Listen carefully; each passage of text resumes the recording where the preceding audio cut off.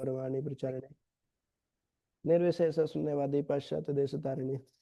जय श्री कृष्ण चैतन्य प्रभु नित्यानंद श्री अद्वैत गदाधर शिवासादि गौर भक्तवृंद। हरे कृष्णा कृष्णा कृष्णा हरे हरे, हरे राम राम राम हरे हरे। हरे कृष्णा। ग्रंथराज श्रीमद् भागवतम की जय। श्रीमद् भागवतम प्रथम स्कंद और हम पढ़ रहे थे 13वां अध्याय। और उसमें जो विदुर जी हैं वो धृतराष्ट्र को इस प्रकार उपदेश दे रहे हैं। तो 30 नंबर श्लोक तक हो गया था अपना।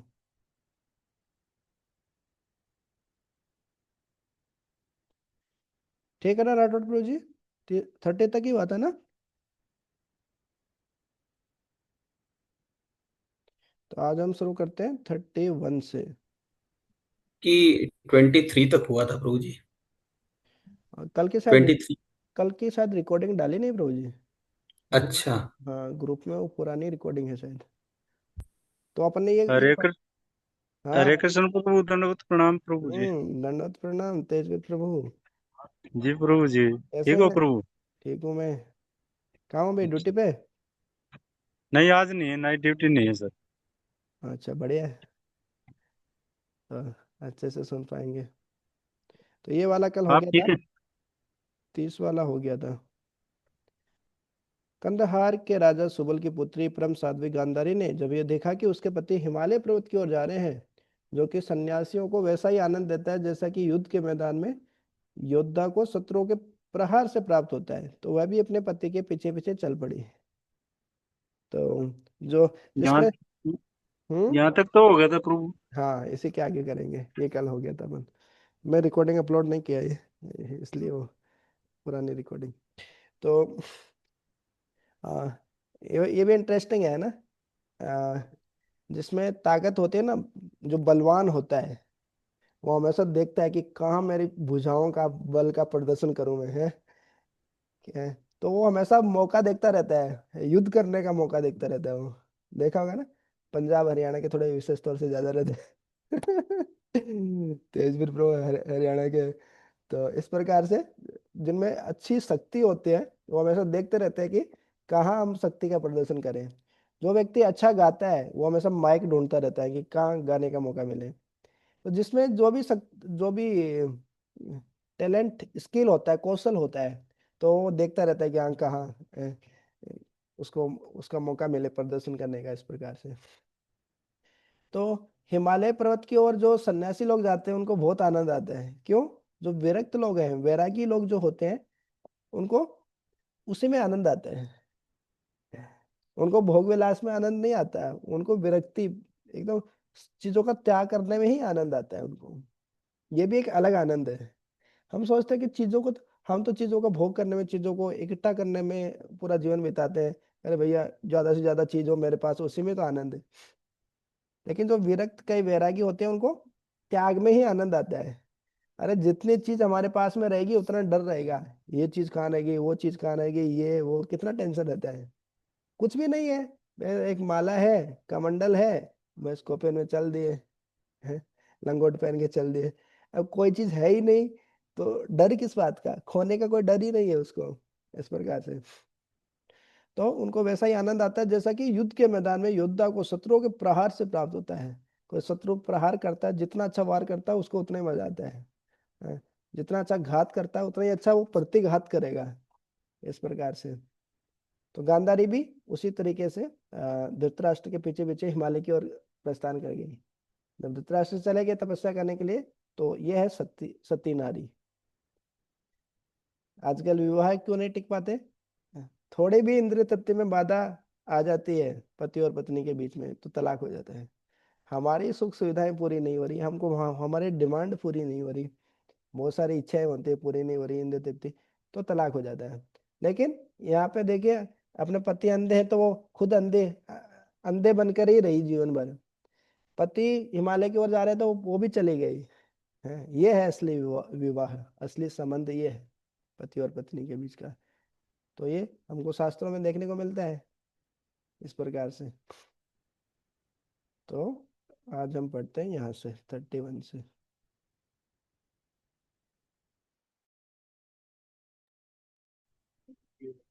अजातशत्रु कृतमेत्रहुताग्नि विप्रान्नत्वा तिलगो भूमिरुक्मयः गृहं प्रविष्टो गुरुवन्दनाय न चापश्य पिरो न चापश्यत् पितरौ स्वबलिं च।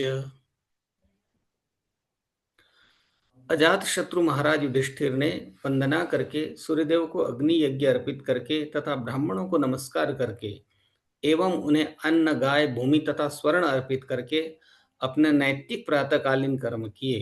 तत्पश्चात वे गुरुजनों का अभिवादन करने के लिए राजमहल में प्रविष्ट हुए, किंतु उन्हें न तो उनके ताऊ मिले, न ही राजा सुबल की पुत्री गांधारी अर्थात ताई मिली। हरे कृष्ण। हरे कृष्ण। देखिए ये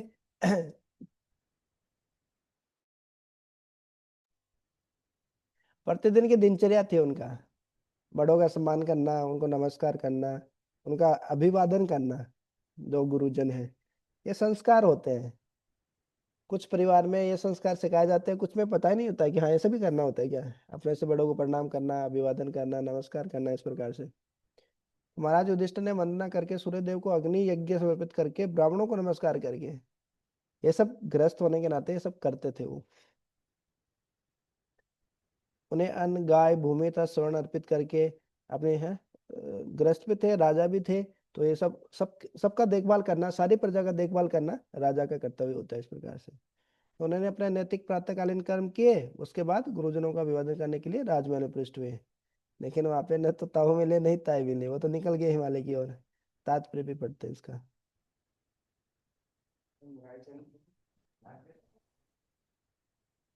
महाराज युधिष्ठिर अत्यंत पवित्र राजा थे, क्योंकि वे स्वयं गृहस्थ के सारे नैतिक कर्म किया करते थे। गृहस्थों को प्रातःकाल जल्दी जागना होता है और स्नान करने के बाद उन्हें प्रार्थना से अग्नि में आहुति से ब्राह्मणों को भूमि गोवे अन्न सोना इत्यादि का दान देकर तथा गुरुजनों को सादर नमस्कार करके अर्चा विग्रह को अभिवादन करना होता है। जो व्यक्ति शास्त्रों द्वारा नियत आदेशों का पालन करने को तैयार नहीं होते, वे केवल किताबी ज्ञान से उत्तम व्यक्ति नरोत्तम नहीं बन सकते। आधुनिक गृहस्थों को विभिन्न प्रकार की जीवन शैलियों की आदत हो गई है, जैसे कि देर से जगना और फिर बिना किसी प्रकार की ऊपरी वर्णित शुद्धि के बिस्तर में लेटे लेटे चाय पीना। घर के बच्चे अपने माता पिता को जो कुछ करते देखते हैं उसी का अभ्यास करते हैं, अतएव सारी की सारी पीढ़ी का की ओर नर्क की ओर पतन होता है। जब तक वे साधु की संगति नहीं करते, तब तक उनसे किसी अच्छाई की आशा नहीं की जा सकती। भौतिकतावादी मनुष्य धृतराष्ट्र की भांति विदुर जैसे साधु से शिक्षा ग्रहण कर सकता है और इस प्रकार आधुनिक जीवन के दुष्प्रभावों से शुद्ध हो सकता है। लेकिन महाराज युधिष्ठिर को राजमहल में राजा सुबल की पुत्री गांधारी समेत उनके चाचा ताऊ धृतराष्ट्र तथा विदुर नहीं मिले। वे उन्हें मिलने को आतुर थे, अतः उन्होंने धृतराष्ट्र के निजी सचिव संजय से पूछा। तो ये होते हैं आचार्य।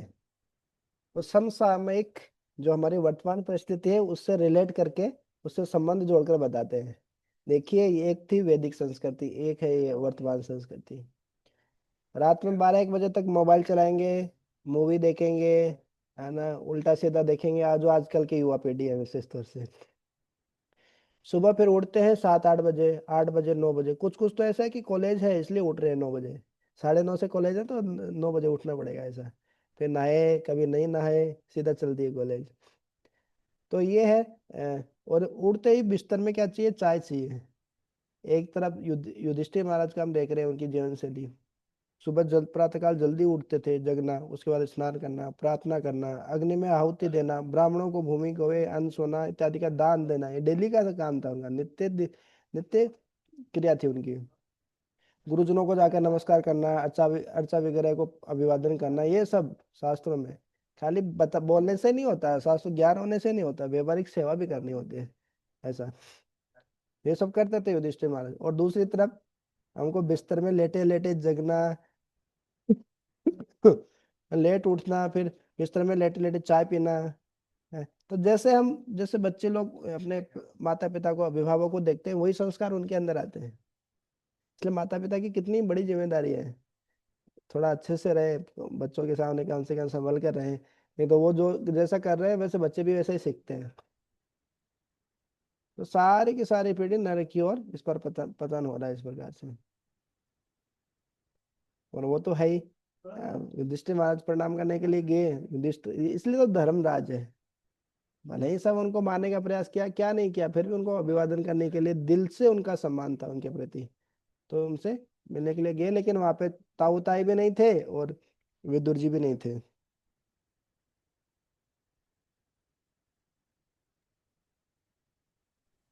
तत्र सञ्जयमासीनं पप्रच्छोद्विग्नमानस गावल्गणैक्त्वमास्तातौ वृद्धो हीनश्च नेत्रयोः। चिंता से पूरी महाराज युधिष्ठिर संजय की ओर मुड़े, जो वहां बैठे थे, और उनसे पूछा, हे संजय, हमारे वृद्ध तथा अंधे ताऊ कहाँ है?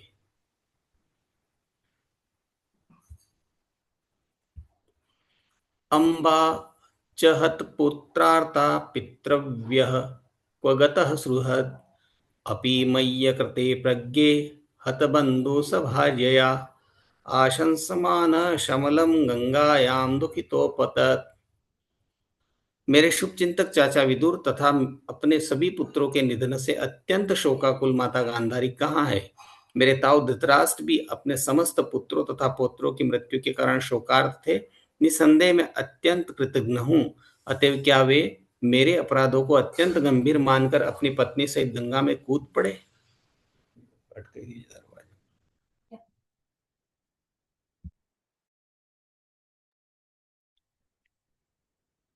पांडवों ने, और विशेष रूप से महाराज युधिष्ठिर तथा अर्जुन ने, कुरुक्षेत्र युद्ध के प्रवृत्ति प्रभावों की पूर्ण कल्पना कर ली थी। अतएव अर्जुन ने युद्ध करने से इनकार कर दिया था। यह युद्ध भगवान की इच्छा से हुआ, लेकिन पारिवारिक शोक से के प्रभाव उसी तरह सत्य उतरे जैसा उन्होंने पहले से सोच रखा था। महाराज युधिष्ठिर अपने ताऊ धृतराष्ट्र तथा ताई गांधारी की दुर्दशा के प्रति सदैव सचेत थे। अतएव उनकी वृद्धावस्था में तथा दुखी अवस्थाओं में वे उनकी यथासंभव देखभाल करते रहते थे। अतः जब उन्हें राजमहल में अपने ताऊ तथा ताई नहीं मिले, तो स्वाभाविक था कि उन्हें संदेह हुआ और उन्होंने सोचा कि वे गंगा की धारा में डूब गए। उन्होंने अपने आप को कृतज्ञ माना, क्योंकि जब सारे पांडव पितृविहीन थे, तब महाराज धृतराष्ट्र ने रहने के लिए उन्हें सारी राजसी सुविधाएं प्रदान की थी। किंतु एक वे हैं कि बदले में उन्होंने धृतराष्ट्र के सारे पुत्रों को कुरुक्षेत्र के युद्ध में मार डाला। पुण्यात्मा के रूप में महाराज युधिष्ठिर ने अपने सारे अपरिहार्य दुष्कर्मों पर विचार किया, किंतु उन्होंने कभी भी अपने ताऊ तथा उनके दल के दुष्कर्मों के विषय में नहीं सोचा। धृतराष्ट्र भगवान की इच्छा से ही अपने दुष्कर्मों के फल को भोग चुके थे, लेकिन महाराज युधिष्ठिर अपने अपरिहार्य दुष्कर्मों के ही विषय में सोच रहे थे। एक श्रेष्ठ मनुष्य तथा भगवत भक्त का ऐसा ही स्वभाव होता है। एक भक्त कभी भी दूसरों में दोष नहीं निकालता, अपितु तो अपने ही दोषों को खोजने का प्रयास करता है और जहां तक संभव होता है उन्हें सुधारने का प्रयास करता है। जी।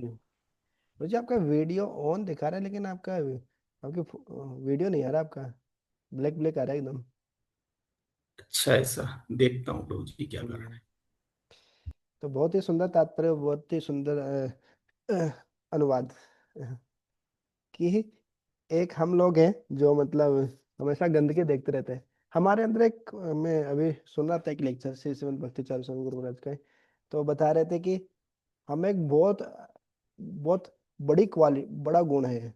हम बहुत ही एक्सपर्ट है, बहुत ही दक्ष है। बोले किस चीज में? बोले दूसरों की कमियां निकालने में, हैं? दूसरों की चुगली करने में। जैसे बहुत सारे गांव में एक साथ चौपाल पे बैठते हैं, बड़े बड़े लोग एक साथ, बड़े बूढ़े बुजुर्ग सब बैठेंगे, पूरे गांव की चर्चा करेंगे। उस गांव में ऐसे हुआ, अरे वो ऐसा हुआ, उसने ऐसा कांड किया, उसने ऐसा किया है। बहुत सारी औरतें एक साथ बैठेगी, हैं, पूरे गांव की, पूरे शहर की, सब पूरे बातें कर लेंगे। शहर में भी कम नहीं, शहर में भी बैठेंगे, पूरा न्यूज़पेपर खोल के बैठेंगे, पूरा न्यूज़ चलाएंगे।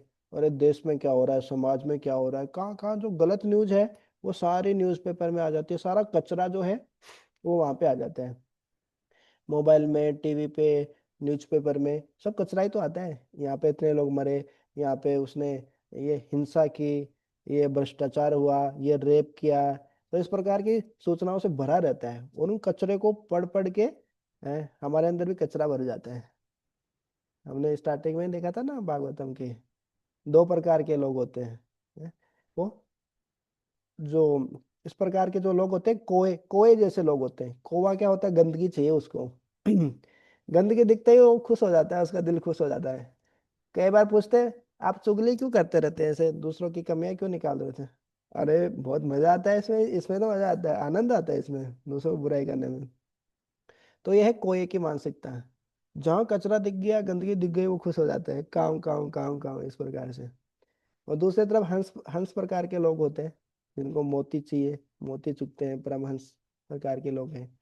तो है, वो साधु लोग होते हैं। उनको भगवान का नाम, भगवत गीता, भागवत की वाणी है, भगवान का नाम जप करना, भगवान की सेवा करना, भगवान को भोग लगाना है, तो इस प्रकार से कीर्तन करना, ये सब चीजें पसंद होती हैं।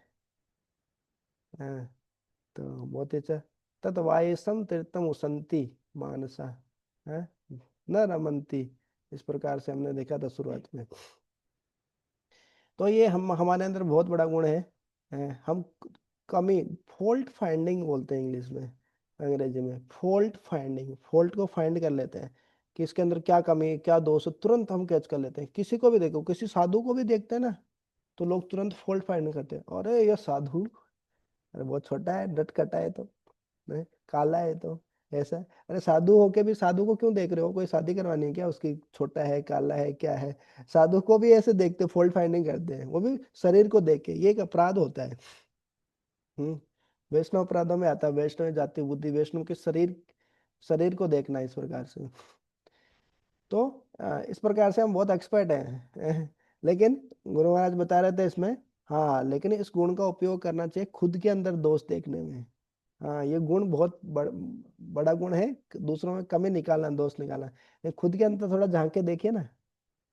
अच्छा, कबीर जी भी कुछ बोलते हैं ना कि दुर्जन देखत में चला, दुर्जन मिलाने कोई, ऐसे करके कुछ है। बुरा, प्रभु जी वो इस प्रकार से, हम्म बुरा जो देखन में चला, हम्म बुरा न मिलिया कोई, हम्म जो दिल खोजा आपना, मुझसे बुरा न कोई। जय। जो दिल खोजिया अपना, मुझसे बुरा न कोई।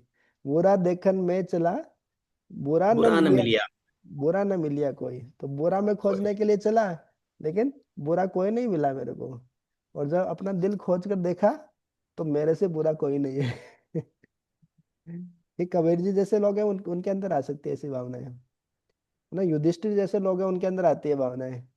हम तो देखने जाएंगे तो अरे ये भी बुरा, वो भी बुरा, साधु तो मैं ही हूँ। हम हमको ऐसा लगता है। हाँ, तो इस प्रकार से दुर्योध, वो जो अपने युधिष्ठिर महाराज हैं, वो धर्मराज हैं। तो भले ही क्या कुछ नहीं किया धृतराष्ट्र ने उनको मारने के लिए, फिर भी वो एक अच्छा ही देख लिए, फिर भी अच्छा ही देख लिए वो, कि जब बचपन में जब पांडु की मृत्यु हो गई थी, पांडु की मृत्यु का पता ही है कि किस प्रकार से उनको श्राप मिला था, फिर उनकी मृत्यु हो जाती है। तो जब उनकी मृत्यु हो जाती है, तो अ, तो उनकी जो पांडव थे वो छोटे छोटे थे, उनकी देखभाल करने वाला कोई नहीं था, तो धृतराष्ट्र ने ही उनका पालन किया था। तो अब वो सोच रहे हैं, धृतराष्ट्र, वो युधिष्ठिर महाराज सोच रहे हैं कि मैं कितना बड़ा कृतज्ञ हूँ। कृतज्ञ नहीं, कृतज्ञता नहीं है मेरे अंदर। कोई हम, कृतज्ञता मतलब कोई हमारा कोई अच्छा करे तो हम उसका एहसान माने। जैसे होता है ना, बहुत सारे लोग जिनका कुछ अच्छा करो तो, अरे प्रभु जी ने हमको भगवत गीता पढ़ाई थी, है ना, प्रभु जी ने ऐसा किया था, इतना एहसान मानते हैं। अरे हम तो कितने लोगों को पढ़ाते हैं, वो कोई बोलते भी नहीं कुछ, मतलब कुछ फर्क भी नहीं पड़ता। लेकिन कुछ कुछ को, अरे ये तो हमारे गुरु जी हैं, गुरु जी है, भले ही हम उम्र में छोटे हो, लेकिन गुरु जी है, प्रभु जी, प्रभु जी, इस प्रकार से। तो कितना एहसान मानते हैं। वास्तव में होना भी चाहिए। जैसे हमारे जो वरिष्ठ लोग हैं, गुरुजन जो हैं, उनके प्रति तभी तो हम सीखेंगे कुछ, कि कर्तव्य जब श्रद्धा ही नहीं होगी उनपे, कुछ प्रेम ही नहीं है उनसे, श्रद्धा ही नहीं है, तो हम क्या सीखेंगे इस प्रकार से? तो इस प्रकार से देखिए, कितनी बुराई है धृतराष्ट्र में, लेकिन फिर भी युधिष्ठिर महाराज देख लिए। क्या अच्छा ही देख लिए कि वो, उन्होंने हमको पाला था, सारी राजसी सुविधाएं दी थी, हालांकि बाद में बहुत टॉर्चर भी किया था, वो बात अलग है, वो नहीं देख रहे। लेकिन कि उन्होंने संरक्षण दिया था, और बदले में हमने क्या किया, हमने सारे उनके पुत्रों को मार दिया। कितना कष्ट दिया हमने गांधारी और धृतराष्ट्र को, इस प्रकार से सोच रहे हैं। युधिष्ठिर महाराज, चेतना का कितना ऊंचा स्तर है। हमारे साथ कोई कुछ थोड़ा सा भी बुरा कर दे तो हमसे बुरा न कोई हो, है कि वो जैसे भगवत गीता में भगवान बताए ना, वो शत्रु अभी मया हता है, मेरे द्वारा मारा गया, बाकी शत्रु भी मारे जाएंगे। तो ऐसा हम सोचते हैं कि मारो इनको। तो इस प्रकार से नहीं, लेकिन जो साधु होते हैं वो उतना कष्ट देने के बाद भी उनके लिए अच्छा सोच रहे हैं। तो यह चेतना का उन्नत स्तर। वो तो युद्ध ही नहीं करना चाह रहे थे। युद्ध से पहले अर्जुन मोहित हुए, युद्ध के बाद वो युधिष्ठिर महाराज भी मोहित हुए। तो भीष्म पितामह ने उपदेश दिया था, पहले भगवान कृष्ण ने उपदेश दिया इस प्रकार से। तो वो सोचे कि अब तो पक्का ही वो गंगा में डूब गए होंगे। पहले के लोग सुसाइड करते तो गंगा में डूबते थे ज्यादा, कहाँ से पवित्र नदी में डूबेंगे, सुसाइड करेंगे तो कुछ अच्छी गति भूत प्रेत बनने से हो सकता है बच जाए, ये तो सुसाइड करने से भूत प्रेत ही बनता है व्यक्ति। तो इस प्रकार से जो युधिष्ठिर महाराज है वो इस प्रकार से सोच रहे हो कि मैं कितना बड़ा अपराधी हूँ।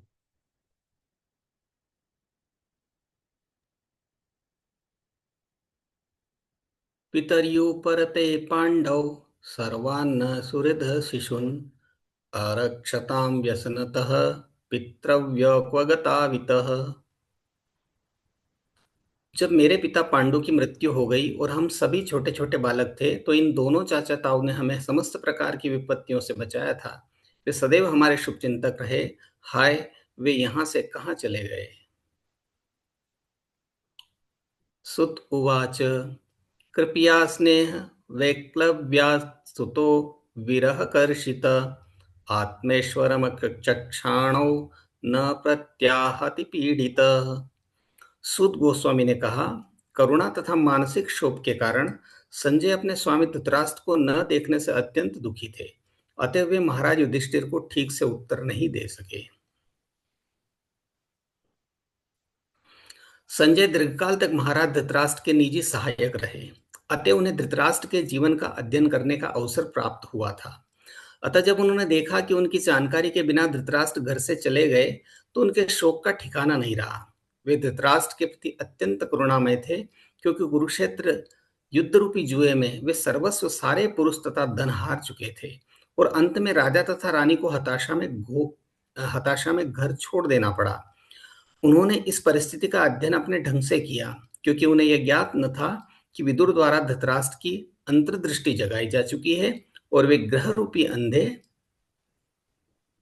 कुएं से निकलकर श्रेष्ठतर जीवन बिताने के लिए घर छोड़ गए हैं। जब तक किसी को इस जीवन के त्याग के पश्चात श्रेष्ठतर जीवन की आशा नहीं होती, तब तक वह केवल कृत्रिम वेश में अथवा घर से बाहर रहकर सन्यासी जीवन में चिपका नहीं रह सकता।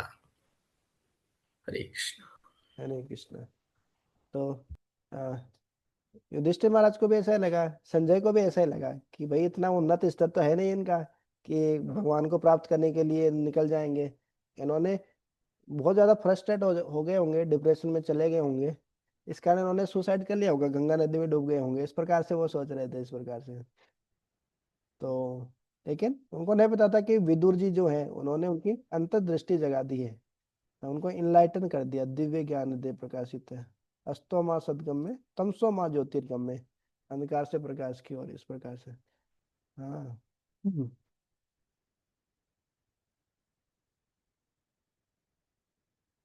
तो इस कारण वो भी कुछ ठीक से उत्तर नहीं दे पाए। जब युधिष्ठिर महाराज ने पूछा कि संजय तुम तो बताओ, तुम तो उनके निजी सेवक हो, कि कहाँ गए मेरे ताऊ और ताई, कहाँ गए, इस प्रकार से।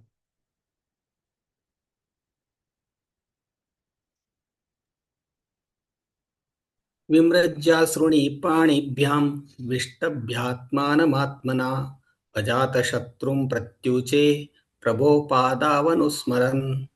पहले उन्होंने बुद्धि द्वारा अपने मन को शांत किया, फिर अश्रु पोंछते हुए तथा अपने स्वामी धृतराष्ट्र के चरणों का स्मरण करते हुए महाराज युधिष्ठिर को उत्तर देने लगे। संजय उवाच नाहं वेद व्यवसितं पित्रोर्वकुलनन्दन गांधार्या वा महाबाहो मुषितोऽस्मि महात्मभिः। संजय ने कहा, हे कुरुवंशी, मुझे आपके दोनों ताऊओं तथा गांधारी के संकल्प का कुछ भी पता नहीं है। हे राजन, उन महात्माओं द्वारा मैं तो ठगा गया। यह जानकर आश्चर्य होगा कि महात्मा अन्यों को धोखा देते ठगते हैं, किंतु यह तथ्य है कि महात्मा महत् कार्य के लिए अन्यों को ठगते हैं। कहा जाता है कि भगवान कृष्ण ने युधिष्ठिर को सलाह दी थी कि वे द्रोणाचार्य के समक्ष असत्य बोले, और यह भी एक महान उद्देश्य के लिए था। चूंकि भगवान इसे चाहते थे, अतः यह महान उद्देश्य था। जो प्रामाणिक भक्त है, उसके समक्ष एकमात्र कसौटी है भगवान की प्रसन्नता और उसके जीवन की चरम सिद्धि यह है कि अपने धर्म द्वारा भगवान को प्रसन्न किया जाए। यह गीता का तथा भागवत का निर्णय है। गांधारी समेत धृतराष्ट्र तथा विदुर ने संजय से अपना संकल्प प्रकट नहीं किया, यद्यपि वह निजी सहायक के रूप में धृतराष्ट्र के साथ निरंतर रहता था। संजय ने यह कभी नहीं सोचा था कि धृतराष्ट्र उससे पूछे बिना कोई काम करेंगे, किंतु धृतराष्ट्र का घर से निकल जाना इतना गोपनीय था कि संजय को भी इसका पता नहीं चल पाया। सनातन गोस्वामी ने भी बंदी गृह के पहरेदार को धोखा दिया, तभी वे श्री चैतन्य महाप्रभु से मिल पाए थे। इसी प्रकार रघुनाथ दास गोस्वामी ने भी अपने पुरोहित को धोखा देकर भगवान को प्रसन्न करने के लिए घर छोड़ा था। भगवान को प्रसन्न करने के लिए जो कुछ भी किया जाए वह उत्तम है, क्योंकि यह परम सत्य से संबंधित रहता है। हमने भी अपने परिवार वालों को धोखा दिया था और श्रीमद् भागवत की सेवा में लगने के लिए घर छोड़ा था। एक महान कार्य के लिए इस तरह धोखा देना आवश्यक था, और ऐसे दिव्य षड्यंत्र में किसी भी पक्ष को कोई क्षति नहीं होती। हाँ, तो ये है कि अ, साधु लोग भी देखिए धोखा देते हैं। अ, जो भगवान के भक्त हैं, भगवान है, वो भी धोखा देते हैं, वो भी चीटिंग करते हैं, वो भी झूठ बोलते हैं, वो भी भ्रष्टाचार करते हैं, लालच देते हैं। ये सब देखिए ना उदाहरण। लेकिन करते क्यों है? उनका उद्देश्य बहुत महत्वपूर्ण होता है, महान उद्देश्य के लिए करते हैं, और इसमें किसी की हानि नहीं होती है। जो सामान्यतः कोई किसी के साथ चीट करता है तो दूसरे पक्ष का बहुत नुकसान हो जाता है, लेकिन भगवान के लिए इस प्रकार से करते हैं तो लगता है कि हो सकता है कि लग रहा है कि नुकसान हो रहा है, लेकिन किसी का नुकसान नहीं हो रहा, सबका भला होता है उसमें।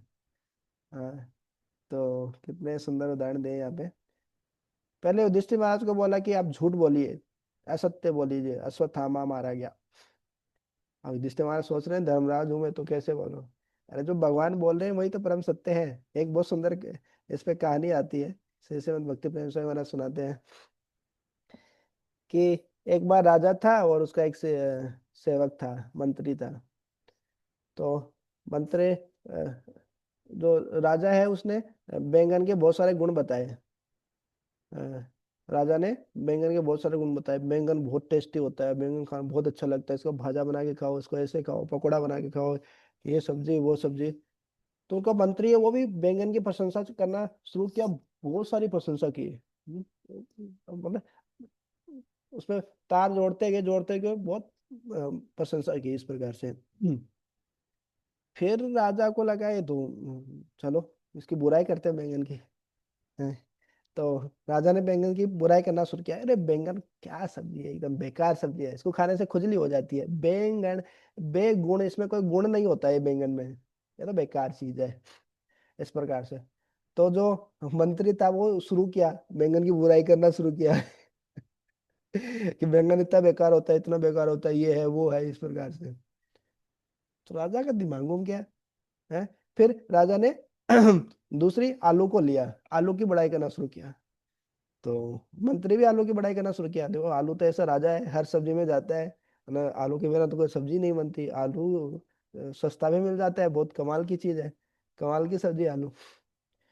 और राजा ने आलू की बुराई करना शुरू किया, तो मंत्री भी आलू की बुराई करते जा रहे हैं।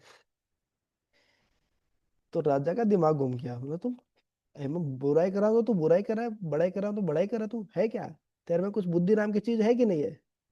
तो मंत्री बोलता है, महाराज देखो, मैंने तो बैंगन का सेवक हूँ, ना आलू का सेवक हूँ, है ना, बैंगन का मंत्री हूँ ना आलू का मंत्री हूँ, मैं तो आपका मंत्री हूँ, आप जैसे बोलेंगे वैसे मैं बोलूंगा। तो यही होता है, जो शिष्य होता है, जो गुरु बोलेंगे वही बोलेंगे, वही करना है उसको, उसको ज्यादा दिमाग नहीं लगाना है। गुरु को शरणागत हो गया मतलब जो गुरु बोलेंगे वो, भगवान और गुरु जो बोलते हैं वो करना है उनको, दिमाग नहीं लगाना उसे। तो इसी प्रकार से जो भगवान बोल रहे हो युधिष्ठिर महाराज को, आप भगवान बोल रहे हैं, साक्षात झूठ बोलिए। तो झूठ बोलना परम सत्य, परम कल्याण के लिए, किसी बड़े उद्देश्य के लिए झूठ बोलना, और भगवान बोल रहे हैं साक्षात, तो संकोच किस बात की है? तो इसमें नंबर कट गए युधिष्ठिर महाराज के। धर्मराज के भी नंबर कट गए, संकोच क्या उन्होंने भगवान जो बोले उसको भी करने में। तो इस प्रकार से ये किसी ऊंचे उद्देश्य के लिए चीटिंग, धोखा दिया जा सकता है ना? लेकिन ये खुद से नहीं देना चाहिए धोखा, गुरु जो वैष्णव साधु शास्त्रों के मार्गदर्शन लेके ही करना चाहिए। ऐसा नहीं कि देखो हमने पढ़ लिया यहाँ पे, हम तो चीट कर सकते हैं, घर वालों को भी चीट कर सकते हैं, धोखा दे सकते हैं, इनको भी धोखा दे सकते हैं। नहीं नहीं नहीं, किसी से अनुमति लेकर फिर आप दे सकते हैं। तो ऐसे कितने बताए हैं कि देखिए जो गांधारी है, धृतराष्ट्र, वो निकल गए, बिना बताए निकल गए, क्योंकि बताते तो फिर वो पीछे पीछे पड़ जाते युधिष्ठिर महाराज सब लोग उनके। तो बिना बताए निकल गए हैं। और विदुर जी भी इस प्रकार से निकल गए बिना बताए। सनातन गोस्वामी, जो सठ गोस्वामी है हमारी गुरु शिष्य परंपरा में, चैतन्य महाप्रभु के बाद में जो सठ गोस्वामी आए, तो सनातन गोस्वामी थे, उन्होंने भी जो उसका जेलर था उसको लालच दिया था बहुत सारी मुद्राओं का, इतना लालच दिया, बोले कि सनातन गोस्वामी का पहले भी सुना ना, उनकी शादी की, उनकी अप्सरा जैसी उनकी पत्नी थी, इंद्र जैसा वैभव था, वो इतनी संपत्ति थी, फिर भी कोई उनको बांध नहीं सका। तो उनके बहुत बॉडीगार्ड रहते थे, आगे पीछे इतने बॉडीगार्ड घूमते थे, उनके पिताजी ने लगा के रखे थे कि कहीं भग नहीं जाए, ये साधु बन जाएगा, बाबा जी बन जाएगा, कहीं भग नहीं जाए इस प्रकार से। तो, तो जो हमारे थे सनातन गोस्वामी, उन्होंने रिश्वत दी, किसको? जो जेलर था उसको। ये देखो इतनी ट्रक भर के एक, इतने स्वर्ण मुद्राएं आपको मैं दूंगा। उसको तो पागल हो गया, वो तो इतने स्वर्ण मुद्राओं का नाम सुन के ही पागल हो गया। बोले कि, लेकिन वो बोले कि मेरी जान का भी सवाल है ना, तो आप चले जाओगे, राजा हमसे पूछेंगे फिर क्या होगा, हमारे जो पिता है वो हमसे पूछेंगे फिर क्या होगा। बोले आप ऐसे बताना, वो बाहर गए थे, फ्रेश होने के लिए गए थे वो गंगा नदी में। तो गंगा नदी में वो फ्रेश होने के लिए कोई व्यक्ति जाए बाहर, मलमूत्र विसर्जित करने के लिए जाए, तो थोड़े ना उसके पीछे पीछे हम जाते हैं। तो बोले कि वो गया था उधर गंगा नदी के किनारे, फिर गंगा नदी में छलांग लगाया, फिर पता ही नहीं चला कहाँ चला गया, ऐसे बोल देना। तो उस जेलर को लगा कि हाँ सही सही बात है, ऐसे ठीक है, ये तो चल जाएगा, अच्छा बहाना बताया आपने।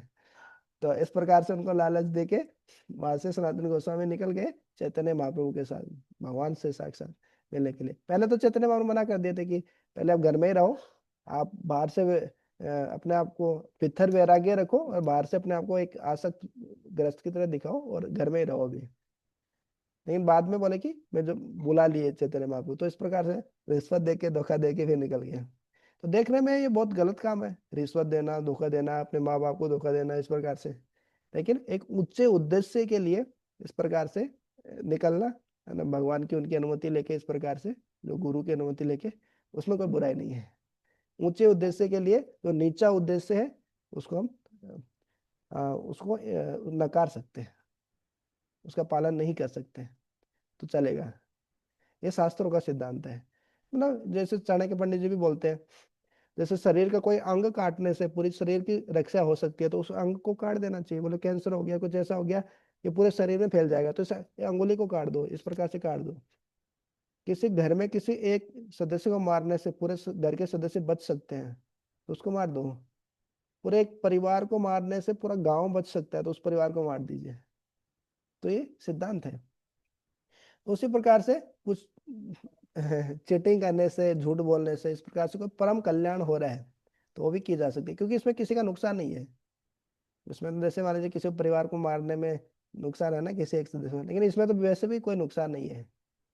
हाँ, किसी भी पक्ष का कोई नुकसान नहीं है। कोई भक्ति कर रहा है इस प्रकार से, भगवान कर रहा है, तो घर वालों को भी फायदा है, और सबका ही फायदा है, परम कल्याण होता है इस प्रकार से। प्रभुपाद जी खुद का भी बता रहे थे, प्रभुपाद जी के जो बच्चे भी थे, सब थे, फिर भी प्रभुपाद जी, जब उनकी पत्नी ने बोला टी और मी, आपको पता होगा अभय चरण, आपने देखा होगा, एक बहुत अच्छा सीरियल बनाया हुआ है, श्री श्रीमद् भक्ति चार गुरु महाराज ने बनाया था, अभय चरण करके, शिला प्रभुपाद जी की जीवनी पे। तो उसमें उनकी पत्नी, जो प्रभुपाद जी, ये जो भागवतम है उसका अंग्रेजी में अनुवाद कर रहे थे, वो 1960 के समय, अभी तक अंग्रेजी हमको नहीं आती, उस समय प्रभुपाद जी 1960 में कर रहे थे। तो अनुवाद करते करते करके रखा था उन्होंने, और उनकी पत्नी जो थी, उन्होंने उसको बेच दिया, कबाड़ी वाले को बेच दिया, और उसके बदले में चाय खरीद ली। शिला प्रभुपाद जी को बहुत गुस्सा आया जब पता चला। तो बोले या तो टी और मी, या तो चाय या मैं, एक चीज चुन लो आप। चाय चाहिए तुमको कि मैं चाहिए? मैं चाहिए। तो उनकी पत्नी ने मजाक में बोल दिया, टी चाहिए हमको, टी। चाय चाहिए, तुम्हारा क्या करेंगे? प्रभुपाद जी ने बहुत गंभीर गंभीर ले लिया उस बात को, गंभीरतापूर्वक लिया, और उस दिन घर छोड़ दिया। संन्यास ले लिया। और प्रभुपाद जी ने घर छोड़ा, फिर भागवतम का अनुवाद किया इस प्रकार से। तो यही बात प्रभुपाद जी बता रहे थे, किनको बता रहे थे? अपने शिष्यों को बता रहे थे अमेरिका में। तो प्रभुपाद जी के जो शिष्य थे, सन्यासी शिष्य थे, वो इस प्रकार से बड़े बड़े शिष्य थे। बोले आपकी पत्नी का हम बहुत बहुत धन्यवाद करते हैं कि उनके कारण आपने घर छोड़ दिया है। उस दिन यदि आप घर नहीं छोड़े होते, उनकी पत्नी, आपकी पत्नी बोल दी होती कि अब मेरे को आप चाहिए, तो आप घर में ही रहते, तो हमारा कल्याण कौन करता है? हमको ये भगवत गीता भागवत का संदेश, हरि नाम कौन देता है आज? तो बोले कि बहुत अच्छा किया आपकी पत्नी ने। तो हमको जो चीज लगती है कि बहुत गलत किया उनकी पत्नी ने, वही चीज देखो कितना अच्छा है, भगवान की इच्छा है वो भी। पूरे जगत का कल्याण हो रहा है आज। हम भी गीता भागवत पढ़ पा रहे हैं, क्यों पढ़ पा रहे हैं? शिला प्रभुपाद जी के कारण नहीं पढ़ पा रहे हैं इस प्रकार से। तो प्रभुपाद जी बोल रहे हैं हमने भी परिवार वालों को धोखा दिया था। और श्रीमद् भागवत की सेवा के लिए अपना घर छोड़ा था। एक महान कार्य के लिए इस तरह धोखा देना आवश्यक था? बोले जरूरी था वो। और ऐसे दिव्य षड्यंत्र में किसी भी पक्ष की कोई क्षति नहीं होती, हानि नहीं हुई बोले इसमें। तो इस प्रकार से।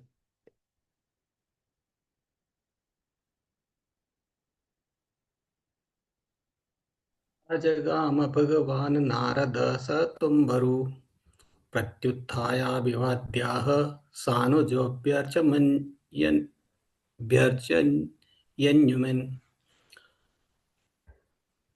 जब संजय इस प्रकार बोल रहे थे तो शक्ति संपन्न देवी पुरुष श्री नारद अपना तंबुरा लिए हुए वहां प्रकट हुए। महाराज युधिष्ठिर ने अपने भाइयों समेत अपने अपने आसन से उठकर प्रणाम करते हुए उनका विधिवत स्वागत किया।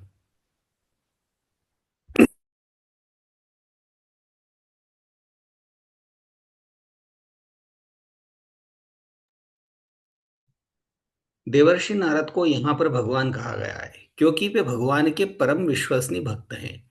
जो लोग भगवान की प्रेमा भक्ति में लगे रहते हैं उन्हें भगवान तथा उनके अत्यंत विश्वास पात्र भक्तों को एक ही जैसा माना जाता है। भगवान को ऐसे विश्वास पात्र भक्त अत्यंत प्रिय हैं क्योंकि वे भगवान के यश का गुणगान करने के लिए अपनी विभिन्न क्षमता के अनुसार सर्वत्र विचरण करते रहते हैं और अभक्तों को भक्त बनाने के लिए प्रयास करते रहते हैं जिससे उन्हें सचेतन स्तर पर लाया जा सके। वास्तव में कोई भी जीव अपने वैधानिक स्थिति के कारण अभक्त नहीं हो सकता, किंतु जब कोई अभक्त या नास्तिक बन जाता है तो यह समझना चाहिए कि वह व्यक्ति अपने जीवन की समुचित अवस्था में नहीं है। भगवान के भगवान के विश्वास पात्र भक्त ऐसे मोहग्रस्त जीवों का उपचार करते हैं, अतः वे भगवान की नजरों में प्रिय माने जाते हैं। भगवान भगवत गीता में कहते हैं कि जो नास्तिकों तथा अभक्तों को भक्त बनाने के लिए भगवान की महिमा का प्रचार करते हैं उनसे अधिक प्रिय उन्हें अन्य कोई नहीं है। नारद जैसे महापुरुषों को उसी प्रकार का समुचित सम्मान मिलना चाहिए जिस प्रकार साक्षात भगवान को मिलता है। महाराज युधिष्ठिर अपने सुयोग्य भाइयों समेत नारद जैसे शुद्ध भगवत भक्त का सम्मान करना अन्यों के लिए अनुकरणीय है, जिनके लिए अपनी वीणा जिनके लिए अपनी वीणा लिए हुए भगवान का गुणगान करने के अतिरिक्त और कोई कार्य नहीं है। तो बहुत सुंदर तात्पर्य। न च तस्मान् मनुष्येषु कश्चिन् में प्रिय कृतमः। है जो जो इदम परमम गुह्यम मत भक्तेषु विदास्यति। जो ये भगवत गीता, गीता भागवत का जो गुह्य ज्ञान है, जो मेरे भक्तों को बताता है, उससे ऐसे भक्त जो मेरा प्रचार करते हैं उनसे प्रिय कोई नहीं है, भगवान भगवत गीता में बोले। तो नारद मुनि ऐसे ही है, जो भगवान, वो एक तरीके से भगवान के सत्ता में अवतार भी है, और भगवान के प्रिय है, प्रिय भक्त है। तो उनका भगवान के समान सम्मान होना चाहिए। इस कारण नारद मुनि को भी भगवान बोला गया है यहाँ पे श्लोक में। तो ये तात्पर्य में प्रभुपाद जी यही बता रहे हैं इसी चीज को, कि वो जा जाके लोगों का इलाज करते हैं, ट्रीटमेंट करते हैं, सब जगह जाते हैं, भक्तों को भक्त बनाने का प्रयास करते हैं। फिर आगे भी एक अच्छी, बहुत अच्छी लाइन लिखी। ये हमारी, कई लोग बोलते हैं कि आप साधु बन के, अरे धोती कुर्ता क्या पहनने लगे, आप तो बड़े इंजीनियर थे, डॉक्टर थे, ये थे, क्या हो गया आपको, ये क्या कुछ हो गया क्या आपको, कुछ जीवन में कुछ कुछ किसने चीट कर लिया क्या, आपको कुछ गड़बड़ हो गई क्या जीवन में? नहीं, यही वैधानिक स्थिति है। भगवान की भक्ति करना ही हमारी असली स्थिति है, वो स्वाभाविक स्थिति है। नास्तिक होना, अभक्त होना, ये हमारी स्वाभाविक स्थिति नहीं है। हम सब भगवान के भक्ति हैं वास्तव में। जो आत्मा है, जो परमात्मा के अंश है, तो उसका वही कार्य है भगवान की सेवा करना है। और जब भगवान की सेवा करा तो वो सही स्थिति में है। तो अपने माता पिता की सेवा कर रहा है, मतलब वो अच्छा है, अच्छी संतान है वो। माता पिता की सेवा कर रहा है, अरे अरे इतना क्यों सेवा कर रहा है। कई कई बोले, कई कई देशों में तो ऐसा होता है, जब माँ बाप बूढ़े हो जाते हैं ना, तो एक फेस्टिवल बनाते हैं वहाँ पे। उन बूढ़े माँ बाप को पकड़ के वहाँ पे सबको मारा जाता है, काटा जाता है, और फिर उनका मांस खाया जाता है। पता है? दक्षिण अफ्रीका, कुछ कुछ अफ्रीका अफ्रीका कुछ ऐसे जंगली जगह पे। अब बहुत पहले तक ये होता था, अभी पता नहीं होता है कि नहीं होता। तो ज्यादा बूढ़े लोग हो गए, इस प्रकार से कोई काम के नहीं है, तो वहाँ पे एक फेस्टिवल बनाते हैं कि उनको एक जगह, सबको एक जगह करके वो भागते रहते हैं कि मारेंगे मारेंगे, फिर उनको एक जगह पकड़ के इस प्रकार से मारा जाता है। तो क्या ऐसे लोग उनको अच्छी संतान बोला जाएगा? नहीं। उसी प्रकार से कोई भगवान की सेवा कर रहा है तो बोलते हैं, अरे क्या है, इतना भी करने की क्या जरूरत है, इतना बाबू पंडिताई दिखाने की क्या जरूरत है, इस प्रकार से। नहीं, ये स्वाभाविक स्थिति है भगवान की सेवा करना। जैसे माता पिता की सेवा करना स्वाभाविक स्थिति है, वैसे ही भगवान की सेवा करना स्वाभाविक स्थिति है। तो इस प्रकार से जो भक्त लोग हैं, इस प्रकार से जा जाके प्रचार करते हैं। नारद मुनि का यहाँ पे उदाहरण दिया। और भगवान भी बोले, ऐसे प्रचारकों से अधिक कोई भी मेरे को प्रिय नहीं है। ठीक है, तो 9 बज चुके हैं, ये समाप्त करते हैं। ग्रंथराज श्रीमद् भागवतम की जाए, श्रील प्रभुपाद की जाए। निताय गौर प्रेमानंदे, हरि हरि बोल। वांछा हरे कल्पतरुभ्यश्च। कृष्ण प्रभु दंडवत प्रणाम। हरे कृष्ण।